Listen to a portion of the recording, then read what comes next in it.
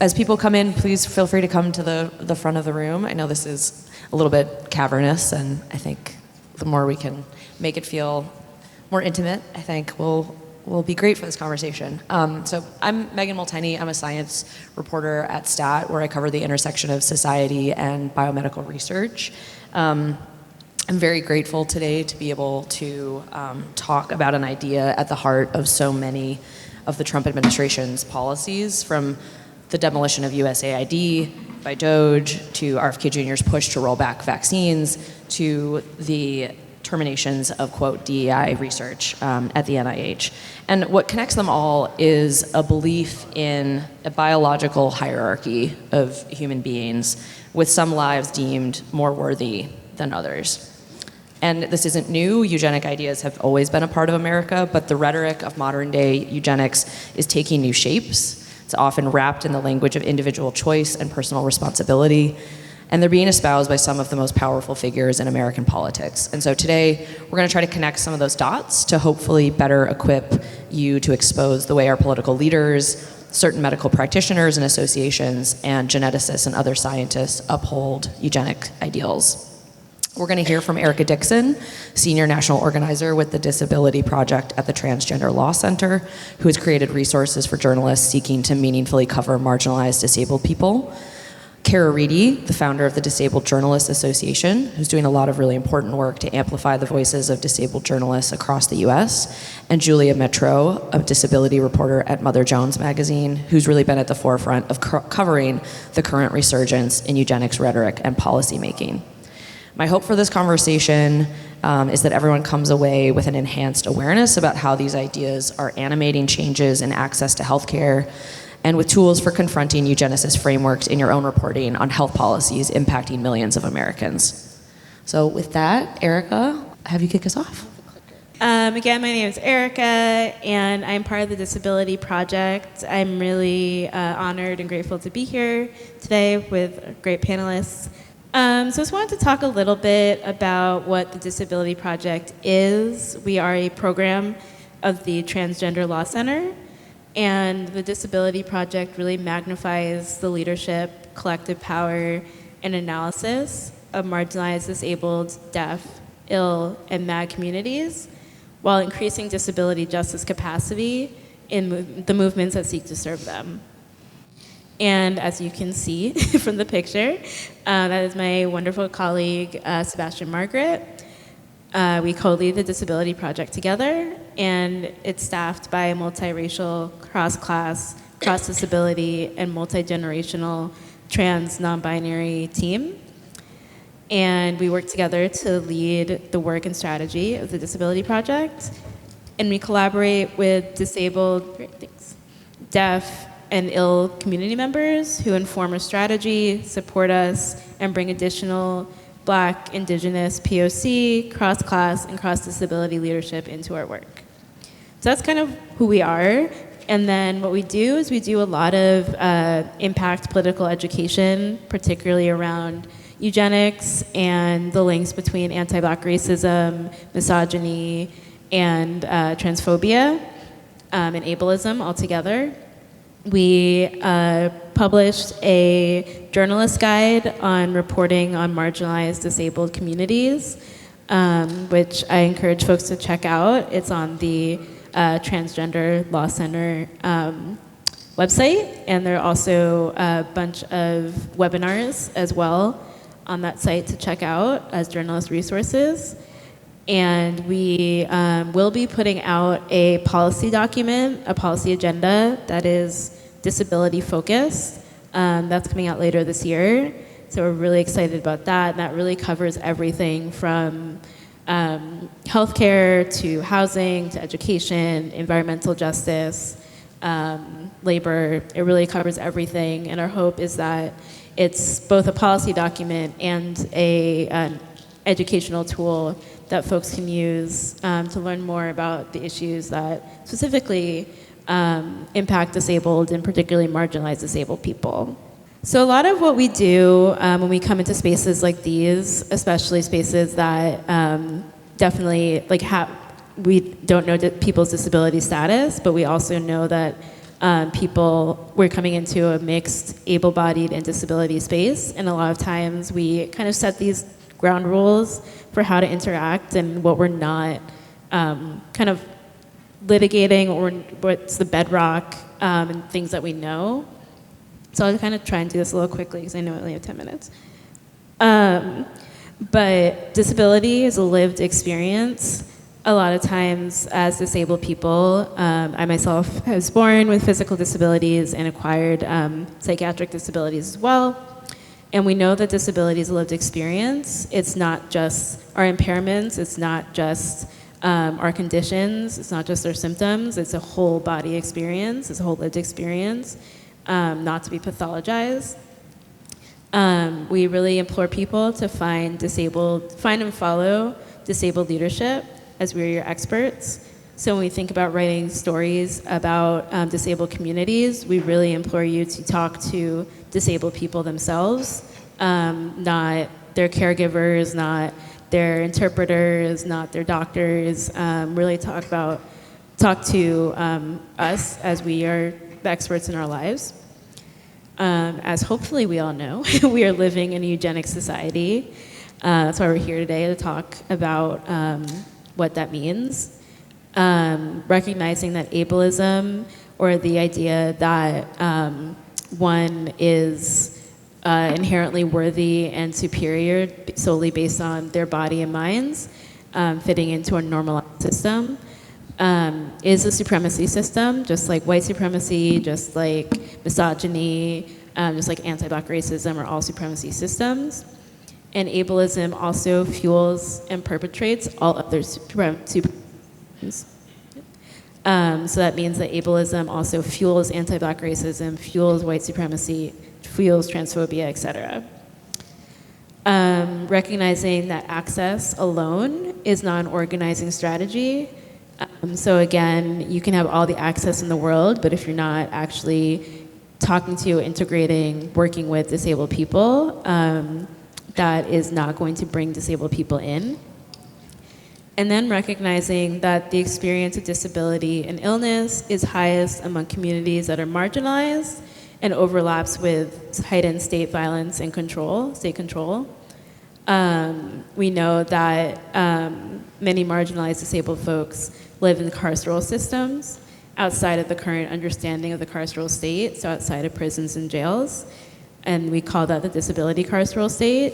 So we're thinking up there about special education, we're thinking about institutionalization, we're thinking about group homes, shelter workspaces, et cetera.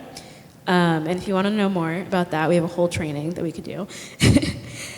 And we know that disabled people are in all liberation movements, and that all liberation movements must build with and follow the strategic leadership that disabled people bring.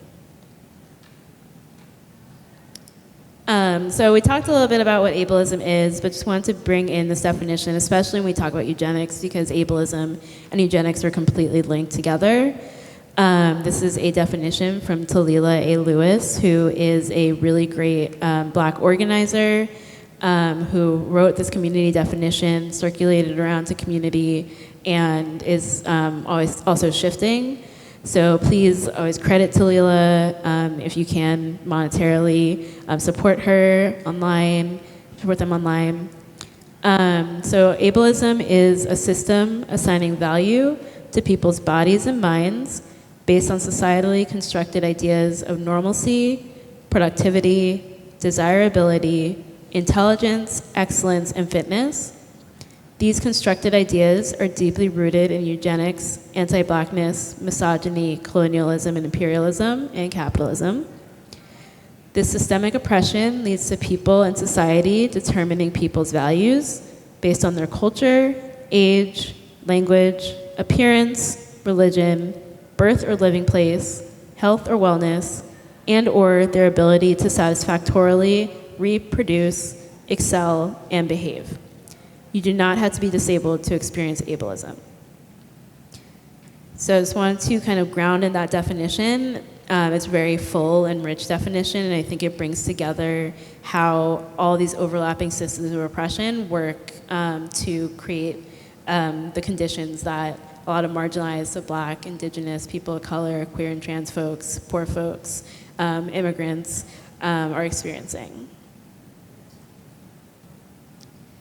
And then just kind of how we think it functions. We see it function. We know that disabled people we've been here since time immemorial.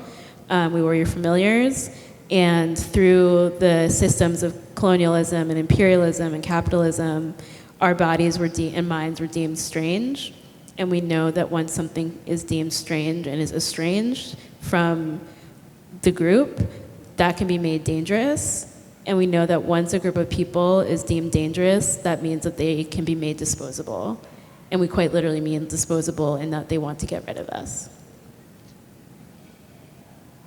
Just quickly, what disability justice is. We, at the Disability Project, deem disability justice to be a political and organizing framework rooted in radical queer Black feminism and multiracial working class values that aims to transform the conditions and systems that render disabled lives as unworthy of living and either as a burden or threat to society, family, and culture.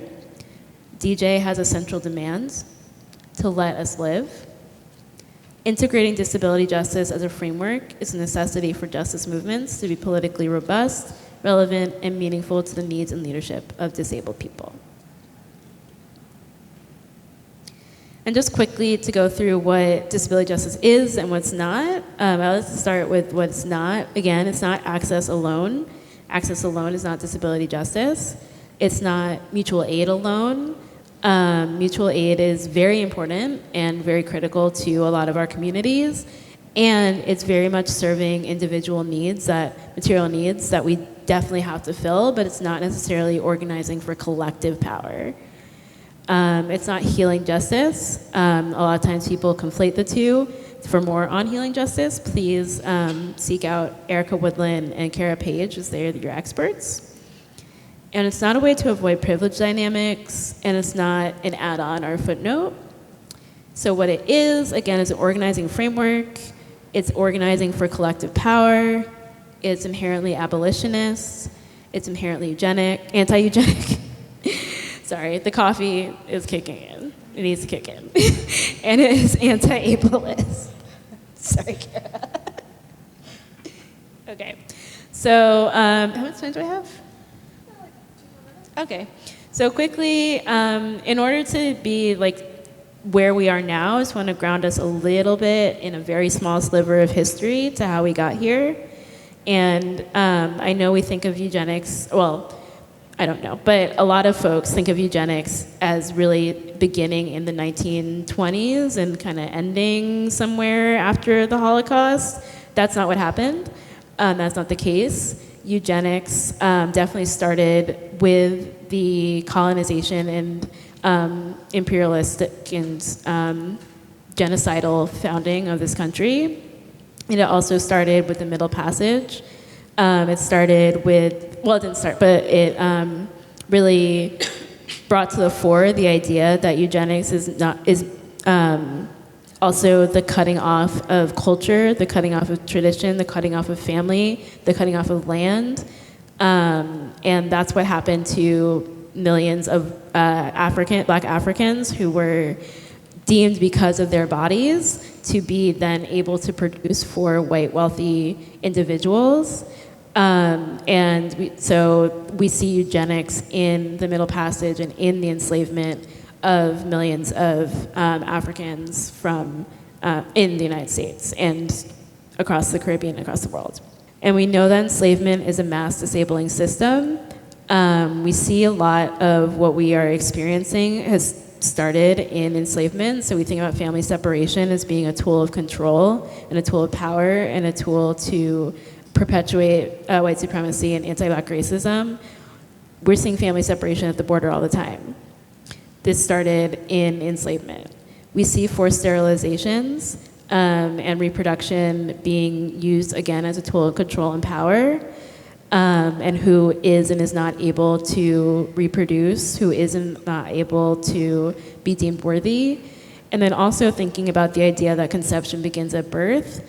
That is really rooted in the idea that enslaved pregnant person, their fetus was the property of the enslaver. And then we see it also in the criminalization of really like us wanting our freedom. So we see it in the made-up disease of drapetomania, which was the idea that any enslaved person who wanted to run for their freedom was crazy. And if we think about now the criminalization of protesting, of protesters, of the idea that we want our rights as being deemed as not just crazy or insane, but really being deemed as terroristic. And then diaesthesia, atheopecia, which was rascality in enslaved folks, so where the stereotypes of that Black and disabled people were lazy, needed work in order to kind of have purpose and direction. And again, we see that in stereotypes now. And then there's also obviously a lot of Black disabled resistance that we're seeing now and that we saw back then. And I'm going to wrap it up. But yeah, that's, we just wanted to kind of ground in where we were so we know where we are. Thank you, Erica. That was great. And Cara, I'll pull yours up if you want to go ahead and get started. Hi, my name's Cara Reedy. I'm the executive director of the Disabled Journalists Association. We started a while ago. It's kind of amorphous when we started, but it was about 4 years ago. We got our first grant from Ford. It was really to figure out what the problem was in newsrooms, why disability was not represented, not only just in the news, but also disabled journalists either were there, but were hiding, or were not allowed to be inside the room, but were cordoned off into freelancer zone, which nothing wrong with freelancing. People love it, but like, why are most disabled journalists freelancing? And so I spent a few years listening to disabled journalists and listening to their needs and what was happening to them. It was pretty grim. Lots of ableism inside the newsrooms. Lots of questioning of their abilities. And when accommodations were asked for, lots of targeting once they were received, and like, ugh, we have to do this. And so then any mistake made after accommodations given were uber penalized until they were punished out of the newsrooms.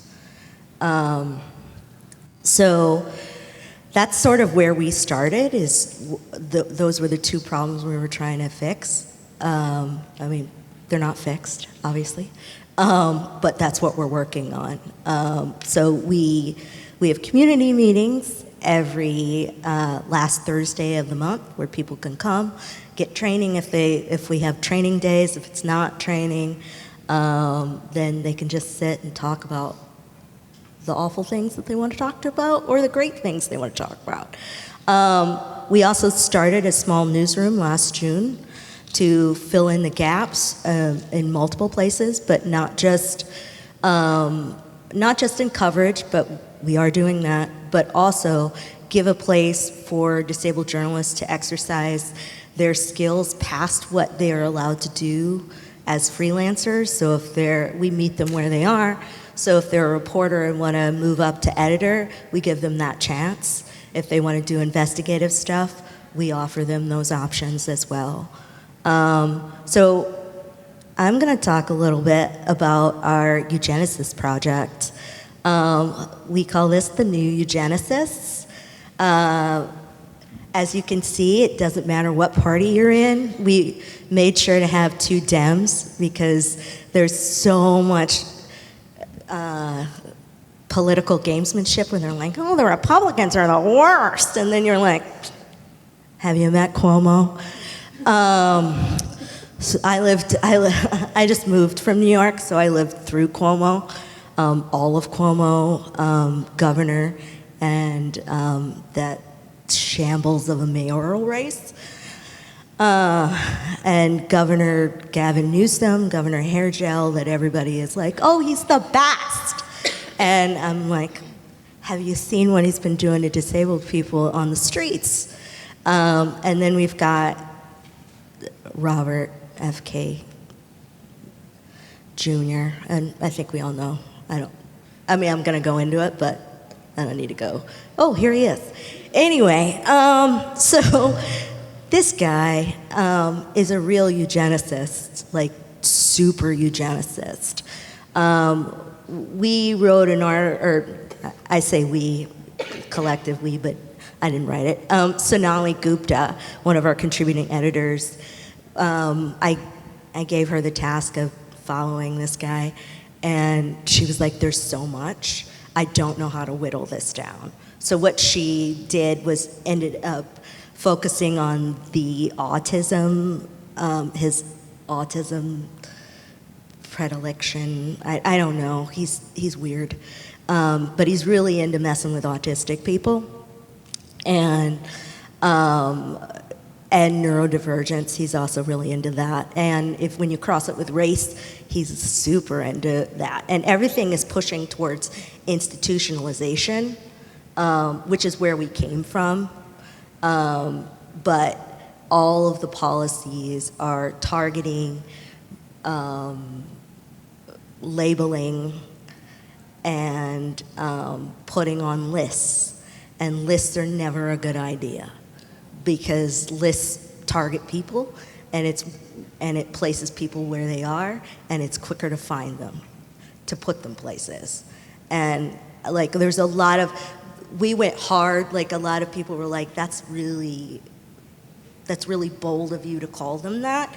And I was like, but we are in a bold time, and if we don't answer in a bold way, we are letting them control the narrative.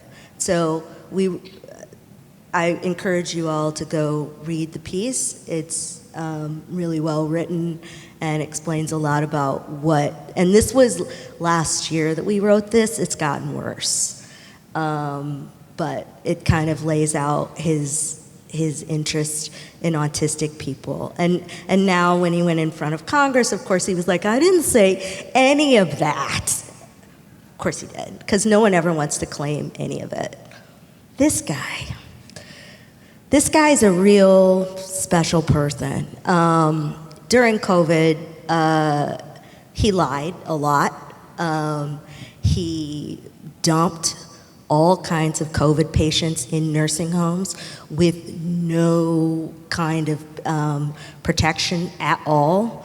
They think the numbers are around 15,000 that he killed. And I do say he killed, because I've been saying that for years, and I've gotten a lot of pushback at journalism conferences where they're like, he didn't kill them. All of his actions say that he did. He also, I think a lot of people don't really remember who weren't living in New York, but he and de Blasio was the mayor of New York City at the time. De Blasio shut the city down because everybody knew that this was a bad thing and it was making people sick and killing them. But Cuomo didn't like that de Blasio shut the city down, so he opened it back up 24 hours later and left it open for a week, which then allowed the virus to spread through communities that live in multi-generational families. And what communities are those? Black people, Latino people, all the people that died, like just kept dying and dying and dying during the pandemic, was because this guy wouldn't stop it, and he knew it. He also cut Medicaid right before the pandemic, and then proceeded to lie all about it and continue to lie about it. That's why he lost, actually, was because it wasn't, for once, like, New York was like, wait a minute, we were there, we remember you, we remember what you did. And he's corrupt in other ways as well, but he really doesn't care about people that aren't giving him cash. And then this guy, everybody loves this guy, and but he actually is a successor to California's real love of sterilizing people, they're really into eugenics. They're between, was it 1909 and 1974, America sterilized 75,000 people. 50,000 of those were just in California. 50,000 just in California. And how many people, when do you think the last sterilization happened? That we know of. I'm going to give it to you. It's 2016. 2016. And guess where they happen? Institutions, prisons, nursing homes, all of those things. And guess what he's doing now? He's got care courts set up so that the homeless people, he's mowed through their property, which includes their birth certificates, everything that makes them an identifiable person in this country. He's thrown out and went to the sites and was taking pictures with the New York Times and as a hero. That's kind of creepy. But he's locked a lot of disabled homeless people in this thing called care court, where you have to abide by certain rules, and you get 1 year to abide by all their rules. And if you don't abide by their rules, despite you might have mental illness, sickness, anything, then they put you under a conservatorship, which means then you lose all of your control. And so once you're in a conservatorship, it's very hard to get out.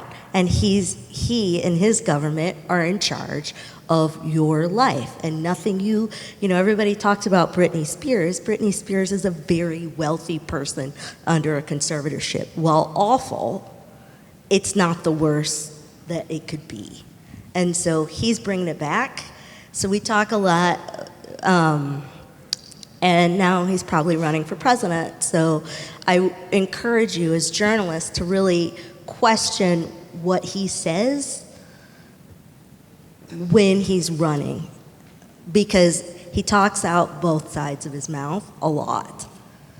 And I think it's okay for us to say these things. We handle politicians with kid gloves, and there's no reason to. It's their job for us to challenge them. And then we got this guy. So starting at in his first term, or second term in January, we tracked him from January to December, which was a lot of all the things that would affect disabled people, all the cuts that he made. And it's too numerous for me to even list off. But I'll list off the last thing that I think goes with the theme of institutionalization. So under Biden, he put a rule, an executive order, saying that there had to be a nurse on call in nursing homes 24/7. And I think it was 3.48 hours of dedicated nursing care a day per patient, so that nursing homes couldn't, skirt around their staffing and stuff like that. This guy rescinded that in December 2025. And so what that usually means in institutionalization is chemical restraint. Because when you can't handle all of your patients, and you no longer have to have a nurse 24/7. So there will be hours in nursing homes where there is no nurse at all. And so what are people going to do with that? They're going to chemically restrain these people. That sounds like prison to me. I don't know. So that's kind of what we've been doing and are continuing to do at DJA. Thank you, Cara. And Julia, I'll pull up your slides. Hi, everyone. My name's Julia Metro. I'm Mother Jones Disability Reporter. I got in there as a fellow, and I was fortunate that Mother Jones saw something in disability reporting, and I'll be there 3 years come June 1st. And I'm going to go over some stories. And I also, if you see the chat function for this session, I dropped my 3 stories in there. If people want to read, totally okay if not. The first one I dropped was on Elon Musk and Aspie supremacy, and I think this is an interesting example because it also shows that disabled people can be eugenicists as well. So this concept of Aspie supremacy is people, okay, so Asperger's is no longer a diagnosis. We view it as a spectrum. We also later learned in 2018 that Hans Asperger's literally coordinated with Nazis to kill disabled kids. So you have to question why someone like Elon Musk embraces this term today. And also, a function of Aspie supremacists is Aspie supremacists both think they are superior to autistic people with higher support needs and also non-autistic people. It's a form of supremacy that fits well into eugenics, and it's also totally misconstruing stereotypes about autism that just aren't true, that people, okay, not true. Autistic people have empathy. Elon Musk uses Aspie supremacy to be like, I have no empathy. I have Asperger's, so it's fine. He also is a very racist human being. It goes a little over this in the article, but he claims that black people have lower IQs, which is not true, an extraordinary racist thing. But yeah, so that's an example of how Elon Musk is a eugenicist. So these are last September or August, Robert F. Kennedy Jr. and Donald Trump had a press conference where it's like, we're going to find the cause of autism. And why that is so terrifying is a large next is to get rid of disabled people. And so when someone like RFK Jr. announces we're going to find the cause of autism, it's not to, like, for example, for some people with higher support needs might be at a higher risk of epilepsy. It's not like do something to actually help people. It's to get rid of autistic people. By the way, there's always been autistic people, just because of the diagnosis has expanded a little bit, like how they define it. That's why more people are getting diagnosed. It's also there's a lot of racism and misogyny that goes into who is able to get an autism diagnosis, and that's why we're seeing more people of color and more women, and of course women of color too, get diagnosed later in life just because they were not white boys. And I also is very mentioned in my article where I interviewed autistic people about this, and I also did it my Aspie supremacy article as well. Very important to interview people who are from the community. And they also highlighted, and I highlighted in this article, there were no autistic people speaking at this conference. And and it also shows the level of distrust between this administration and autistic people, generally speaking, that they're not even trying to bridge community. And yeah, go to the next one. This was interesting. Never thought I would spend time in the Epstein files, but I did. But I had the idea when more files were released just to look up Tay-Sachs to see, I'm also Jewish, by the way, very aware that Tay-Sachs and the harms of it, but I'm like, you know what, if he's talking about genes, this could be a good place to start. And then I found an email of him emailing, I might say the name wrong, Noam Chomsky, talking about genes. And within that email, he also sent a link claiming that black people have lower IQs. There's a lot there. I would protect your mental health if you don't have to. Don't look through the Epstein files. But there's some examples in there on just like how much he's obsessed with genes. And also, we know this guy, evil person, spent a lot of money into biomedical research. What does it mean? I would say I'm chronically ill myself. Of course, I like biomedical research, but what does it mean when a eugenicist is spending so much money on biomedical research? Is he doing it because, for nefarious reasons? And I think there's a lot of questions on that. But yeah, those are my 3 stories, and just to share something a little bit more about working in my newsroom. I do find it to be a very accessible one.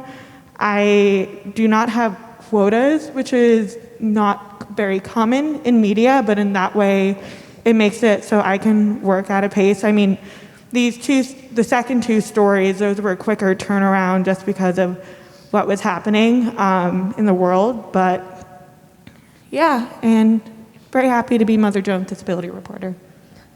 Thanks, Julia. I actually want to stick with you for a moment because I know you've been covering, like, more recently, attempts by this administration to dramatically downsize disability benefit programs. And I'm wondering if you can sort of talk about that specific example, both about what's happening and in your reporting what you found about what some of the eugenic ideals are that are sort of embedded in that policy, and like how you think about framing your coverage about that like specific policy idea. How do you bring some of this into that? Yeah, so this all goes back to Medicaid cuts last year.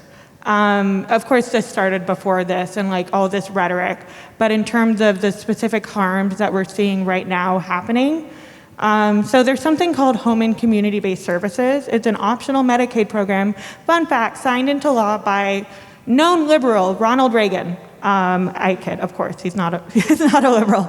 But the home and community-based services for people who qualify, in each state there are different rules. California is a lot, I'd say, easier to qualify than a state like Texas. And they each have their own rule. And essentially, if you qualify, you have to be on Medicaid, and some states have like very specific other rules, including asset limits. And you can get the support that you need to live in your communities. And so, for example, that could be having an aide come to your home so many hours a week. I know someone whose son, for example, and the son was fine with this example being included in an article, or I wouldn't have done it, is he has a nurse, he has a trachea, and he needs to be on oxygen every night because he can't breathe while he's sleeping. And so home and community-based services literally pays for a high-skilled nurse to come to his house, family's house every night, so he can live in his community. Being able to live in your community is a very important part of the disability rights movement, and I intentionally say disability rights and not disability justice because it started a little bit earlier before that movement started, and disability rights is more of like a legal framework than a justice framework, and yeah, so what's happening right now, home and community-based services, it's an optional Medicaid program. So that means because of HR 1, it's being cut in every state.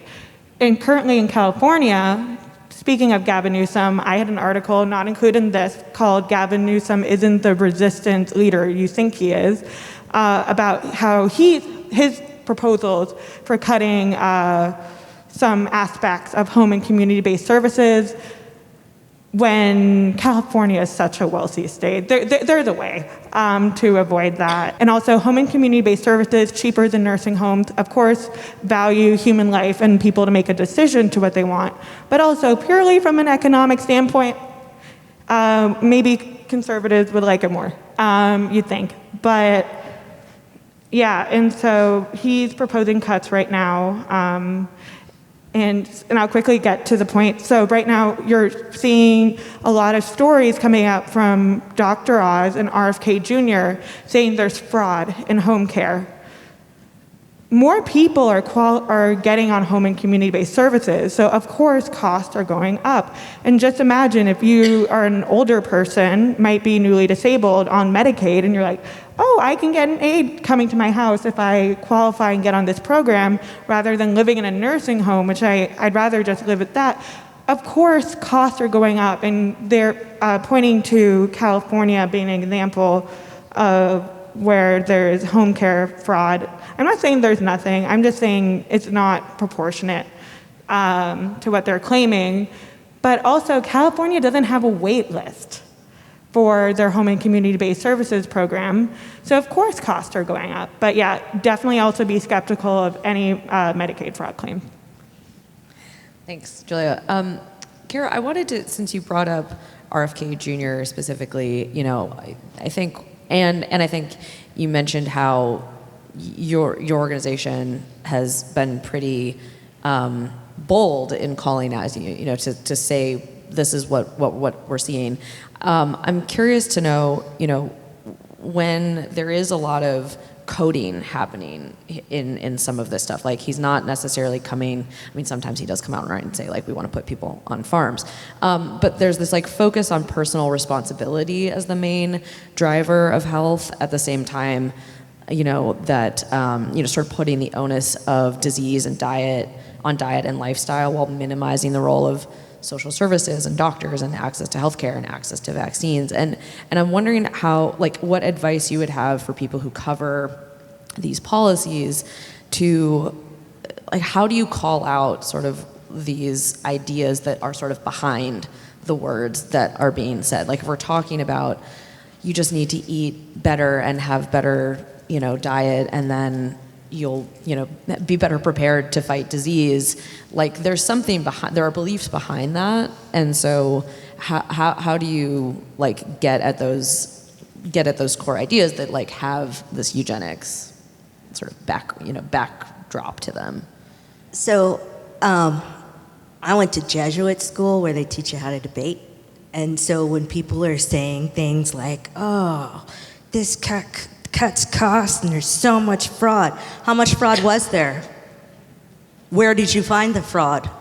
Who was doing the fraud? Oh, well, there was fraud. Right, I know, fraud. And then, because I sit at home sometimes while my dad's watching MS Now, and I'm like, you missed the question. Because a lot of times reporters will allow people to control the narrative, so you're still asking questions about their narrative. I don't care about their narrative.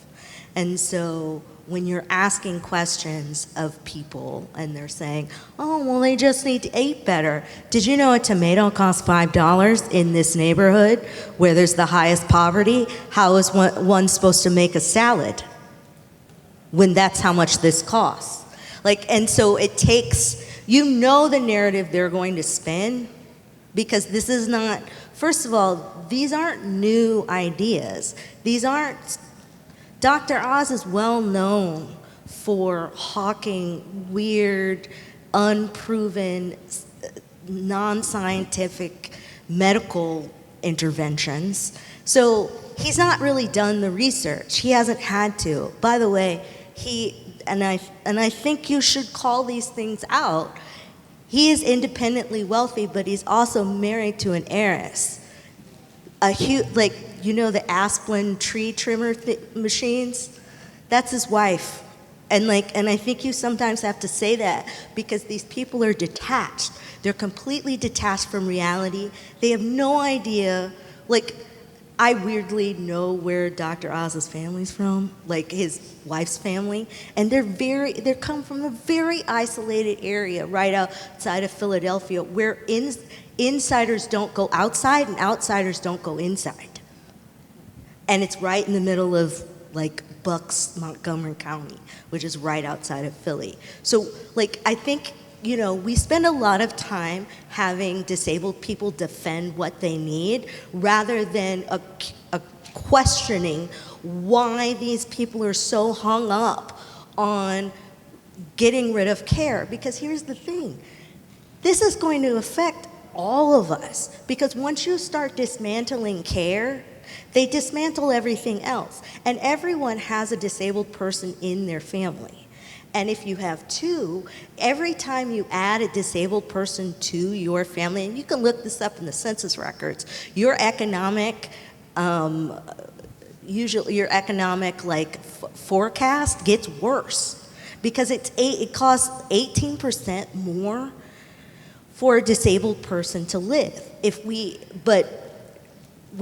What they're saying, and I think we need to start realizing what they're saying, is that disabled people aren't worth that extra money. And so when they start talking about cutting costs, you have to just be I'm not sure why you're cutting these costs. Why are you cutting these costs? Where is the fraud? You keep talking about fraud, but you've not come up with a number and a location of where that fraud has come from. Just to quickly add on to that, I completely agree. Dr. Oz cited a number claiming that so many people in New York State received home and community-based services. They did the math wrong. And so he was claiming, like, I forget the exact number, but like they literally did the math wrong and were claiming this number of people are on home and community-based services in New York State. That's why there's fraud. Also, I don't care if that many people are on home and community-based services in New York State, even if that was accurate, that's not a problem. But it's like, they literally did the math wrong, and then they're claiming this is why there's evidence of fraud, was actually pointing to evidence of fraud, while also literally being incorrect. Yeah, Eric. Yeah, and then also going back to this idea about the link between care, cure, and institutionalization. And I think something that is really important to understand is that there is this push for cure no matter what that disabled people oftentimes don't want and we don't need. But then what happens, because the medical industrial complex is carceral, is that if you refuse a treatment or you refuse whatever the doctor is saying, then the doctor can deem you mentally incompetent and then can institutionalize you, or then you're forced to get treatment. So there's just so much link. There's a lot, the link is really clear there. Yeah, I'll just add really quickly that like there's a lot of drugs that are going around to fix disabled children. There's some in my community, in the dwarfism community. They're coming for autistic kids. They're coming for deaf kids. And if you want to take those meds, sure. But when you start saying, well, like in my own community, well, this is a cure for dwarfism. It's not. It's a growth drug. And then they'll say, oh, well, it cures spinal stenosis. Spinal stenosis doesn't show up till adulthood. So how do you know that a 15-year-old's cured of that spinal stenosis? Or a 6-month-old baby? I don't have spinal stenosis. I'm old. I don't have spinal stenosis. But what if I took that drug and then someone said, well, she was cured of the spinal stenosis? And so I think, for us talking about these drugs, I think we need to also be really clear about a lot of these drugs are not passed by the FDA for whatever they're claiming. They're passed for growth or for, behavior management. Well, to stick with that for a second, Cara, can you talk, while we're talking about like language and rhetoric, can you talk about, because, covering biomedical research, we use the word cure a lot, and even when we're talking about basic research, there's always a line about this could one day potentially unlock a cure. And how do you think about having responsibility around using that word specifically as it relates to disabled communities? I don't talk a lot about cures. I talk about harm. I talk about what are the side effects. Will this really improve someone's life? And that's that. I'm just going to stick with dwarfism because it's something that I'm the most researched on. But there's a lot of conversation around, well, this will make their lives better because then they'll be taller. And the parents, because 80% of children with dwarfism are born to average height parents. So the first time they meet a dwarf, because there's only 90,000 of us here in this country, so the first time they meet a dwarf is when one shows up from their gene pool. And so they're like, because we live in an ableist society and we are all ableist, they're like, what do we do with this? And then a doctor comes in and goes, don't worry about it, we got a drug. And it'll make a kid taller. And we can start him at 6 months. Don't worry about it. And then you've got the dwarfism community of adults who are like, hey, we've been here before, they've done that. And there was a bunch of us that died in the 80s from a drug. Maybe we should not start pumping the kids full of it without full investigation. And then pharma and the doctors go, don't listen to them, they're just jealous. And so when the framing happens in stories, it's, well, these people say this, and these people say this. And that's not the story. The story is, why aren't you questioning pharma and you're questioning what the older dwarfs who've lived with this their whole lives. You're questioning their intentions, but you're not questioning pharma's intentions, because it's always pharma, doctors, they always have the right answers. And maybe they have all good intentions, but maybe they don't know what they're doing. Do you want to add to that? Yeah, I also wanted to add to that because I think what you're getting at is the heart of that. People don't think that disabled lives are worth living. And I think a lot of that is because people we're conditioned because of ableism to really be like revolted by disabled people and disabled bodies, and to not like this. There's inherent discomfort deeper than discomfort that comes with people thinking about disabled bodies, disabled people. And so this need that people have for cure, this need that people have to normalize people's bodies and minds is so deeply rooted in that fear, disgust, revulsion that people have for disabled people and disabled bodies. Yeah, thank you for that. I want to just let people know we'll probably move to question and answer in just a few minutes. So if you have questions, we have a mic set up there. I'm just going to ask you one question to have you each think about and respond to before we do that, which is, you all are very astute observers of media coverage of these issues. Are there any specific examples you've seen in the last year, of healthcare policies that are, either rolling out either at a federal level or at a state level, where you feel like the framing or the sourcing has missed the mark, that there's, something deeper to be said there, there's a real story there that isn't coming across that might be instructive, as we think about this topic. I don't know, Eric, if you have one Sure. top of mind. So I can start. Something I think about a lot at the Disability Project, we grapple with a lot, is medical aid in dying, or physician-assisted suicide. And what we talk to advocates, if folks are interested in more Not Dead Yet, does really amazing work around stopping medical aid in dying bills or physician-assisted suicide bills from rolling out. Also, Anita Cameron is a phenomenal organizer that has been doing a lot of work around medical aid in dying for decades.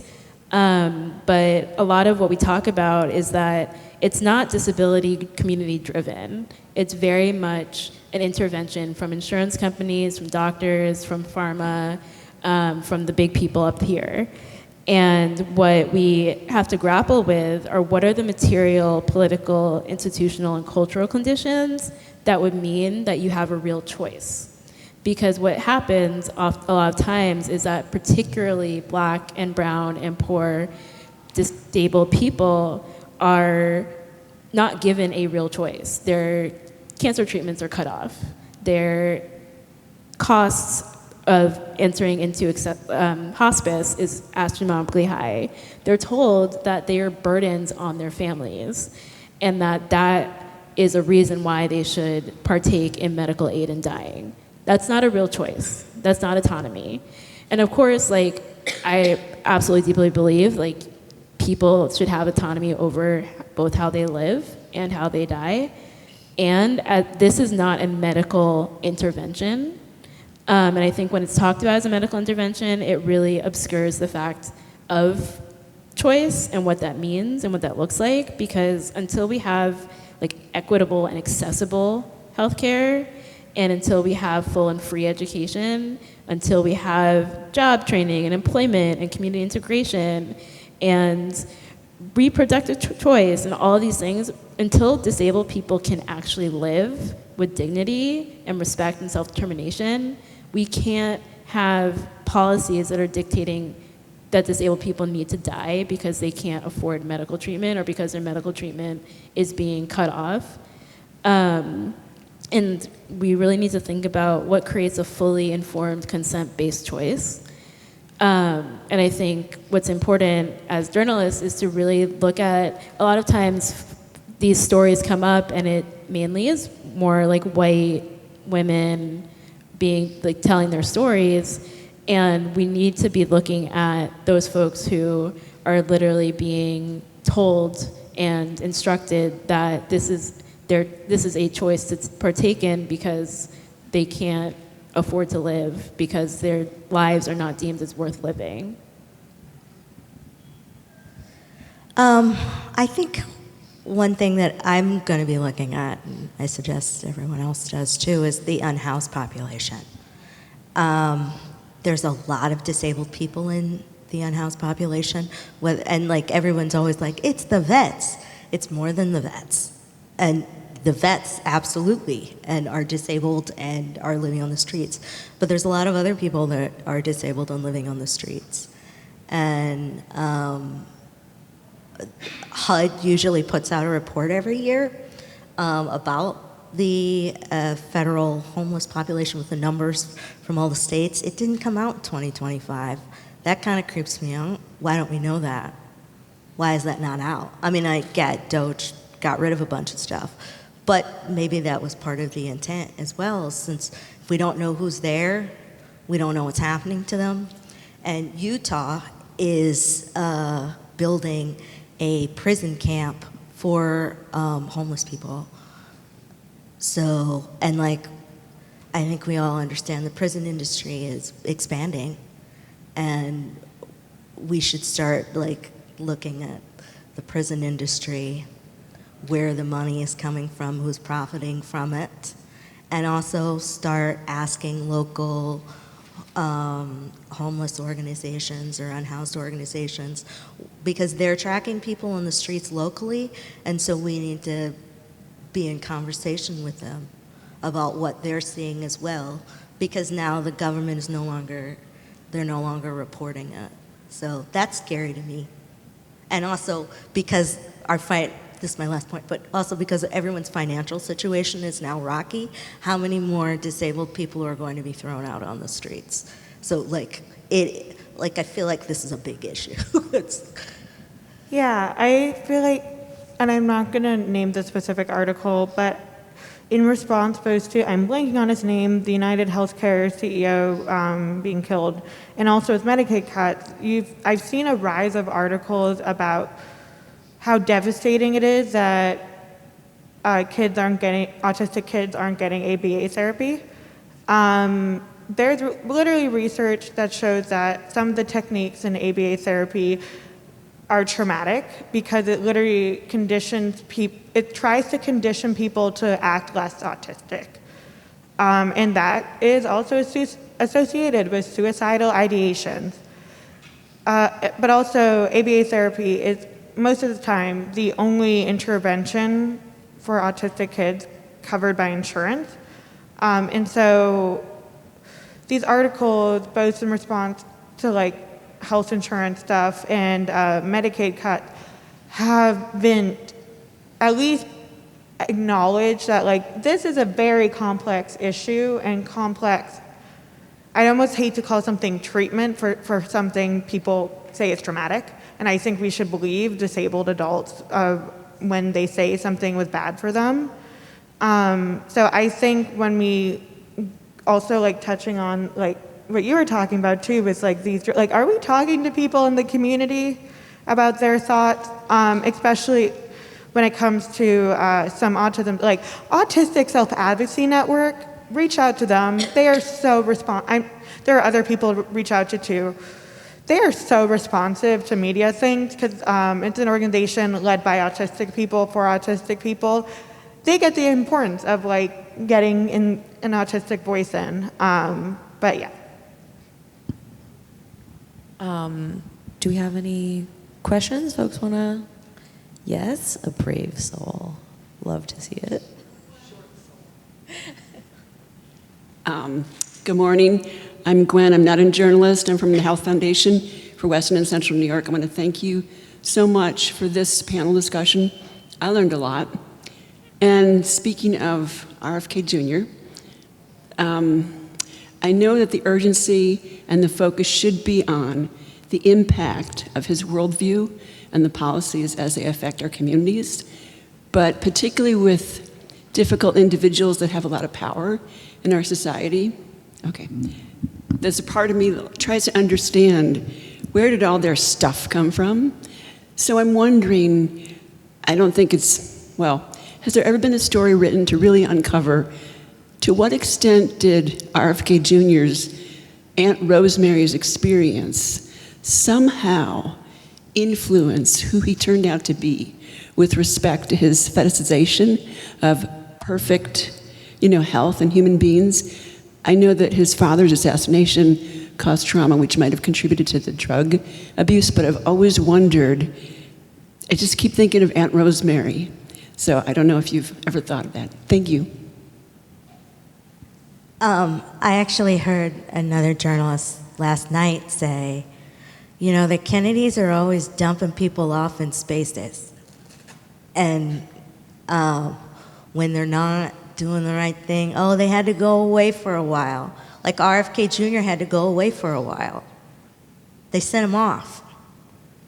And I'm not saying he should have come back doing what he's doing, but I feel like all roads lead to institutionalization. And I think at some point we're gonna have to rid the system of that, I don't even know the word to, of it. Just get rid of it. There's no reason to sequester people. Yeah, sometimes you gotta go to a hospital stay and get better, but that means you can never live with people ever again? That's weird. Yeah, Julia, and then I want to get to I'm your also questions, just too. thinking with all of this, I think one part of stories that it's sometimes, to make these stories, it's to connect the, how low paid a lot of care workers are. Why would you want to stick to a job that's hard where you're paid minimum wage? That's the reality of a lot of this paid caregiving work. And I think when we're talking about institutionalization, even if someone has the hours for home and community-based services and all that, where this care worker crisis where they need better working conditions is definitely inflating that as well. And also a lot of care workers, whether or not they have a disability now, they sometimes gain disabilities due to how laborious this work is. Yeah, thanks for that, Julia. Yeah. Hi, my name's Meg Wingeter. I'm from the Denver Post. And I wondered if you could talk a little bit about how to write about disparities, because I think of, during COVID or various diseases that we write about, talking about this affects people with, immune compromising conditions or various things more than the average person. And I guess I always assumed it was implied, that those people would like to live too, so maybe we should, try to protect them by doing the responsible thing. But some people then hear that as, I don't have this problem, so I don't have to worry. So how do you approach, maybe acknowledging disparities, but not making it everyone else can just do whatever the hell they want? Thank you. I'm gonna just say, well, here's the thing, it was a virus, so it spreads, so it's a mass disabling event, and we don't really know how many people have become disabled because of it.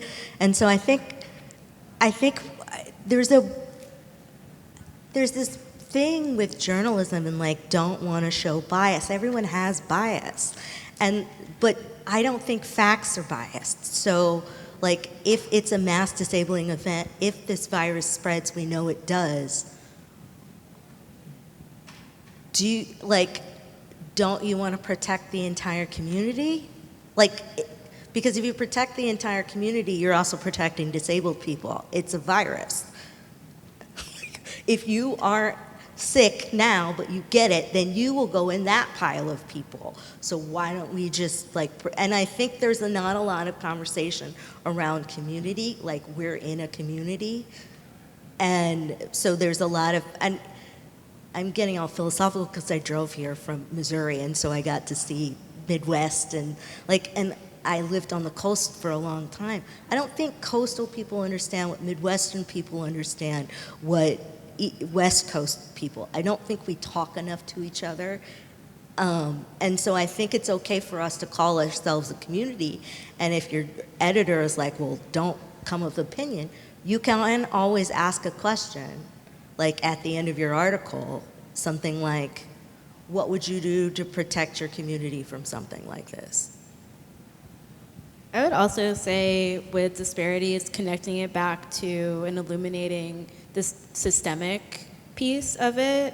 So if it's like, oh, with COVID, like we knew that more like Black and brown folks were dying because of COVID. Well, it's not because they're Black or brown. It's because of these anti-Black systems that create it so that we're not able to access resources. We're not able to do XYZ. Doctors think XYZ. So I think illuminating the systemic nature of it too will help. Yeah, thank you. Hi there, thank you so much. This is an incredible panel and it's a topic I've been thinking about for a long time, and I'm really glad Would you mind speaking slightly closer to the mic? Oh, yes, sorry. Thank you so much. This is a lovely panel, and it's a conversation I've been having in my head for a long time, so I'm glad there are experts here to actually talk on it. I'm a research communications specialist who primarily translates and disseminates reproductive health research, which is a field that unfortunately is ripe with eugenic narratives and opportunities to unintentionally reinforce some really harmful stereotypes. I was wondering, when we're reporting or writing on medical interventions that intentionally or not prevent disability, do you have any tips for how we can report on that and highlight that it is helping people live the lives they want to live without stigmatizing people who do have the disabilities or conditions that these interventions, whether they're environmental or medications or whatnot, are trying to prevent, if that makes sense? Well, I think you can ask questions without it. I don't feel like the community doesn't want to take the drug, they won't take the drug, but if some do, they do. So I think it's about asking, is this drug safe? What kind of money has been put behind this? Who's put the money behind it? Take out the emotional fight around it, and just ask the questions about, how did you test this? Who did you test it on? What are the results? What did you apply to the FDA for? Don't worry about that debate that's happening. That's happening. You're there to get the facts so that they can have that debate. Yeah, but in the reproductive context, maybe you can be more specific about the interventions you're thinking. I'm thinking prenatal genetic testing or pre-implantation genetic screening, and then making choices about. Is that were you talking in that context? Yeah, but we're making choices like that too. I have a chondroplasia, so if I marry and have a baby with someone with chondroplasia, we have something called double dominant. So we also want that stuff too, because we don't want to carry the baby to full term because we know it's not a viable fetus. So we want to know that stuff too, right? It's not all of that other stuff that's happening has nothing to do with your reporting. It just doesn't. And you can think about it, as it informs you in how you ask questions, but it doesn't, you don't have to worry about pitting the two sides against each other in the story. Just get the facts.